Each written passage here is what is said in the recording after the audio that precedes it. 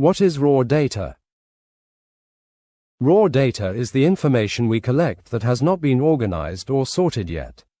It's like a messy pile of information waiting to be cleaned up and put in order. Imagine you ask your friends about their favorite colors. If they just shout, blue, red, green, blue, yellow, that's raw data because it's not sorted or counted yet. How to explain raw data? 1. Collecting raw data. Explain that raw data is the first step when we gather information. Example, if you count the number of candies in different colors, like red, blue, green, red, yellow, this is raw data. 2. It's like a puzzle. Tell kids raw data is like a puzzle that hasn't been solved yet. To solve it, we need to organize it. 3. Why is it called raw? Just like raw vegetables need to be cooked to make a meal, raw data needs to be organized to make sense. How to teach raw data with examples. Step 1. Real-life examples. What are your favorite fruits?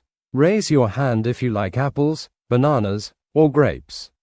Write down the answers as they come. This list is raw data. Example data: apple, banana, apple, grape, apple, banana. Step 2. Show why it's messy. Explain that raw data can be messy because it's not sorted or counted. Example: raw data: cat, dog, bird, cat, dog, bird, fish. Step 3. Organize the raw data. Organizing makes it easy to understand. Count how many times each animal appears. Cats equals 2. Dogs equals 3. Birds equals 2. Fish equals 1. Now it's no longer raw. It's organized data. Key points to teach. Raw data is collected first. Before we sort or analyze anything, we need to collect raw data. Raw data is not organized. Explain that raw data is random, like a jumble of words, numbers, or objects. Why organizing is important. Sorting raw data helps us understand it better.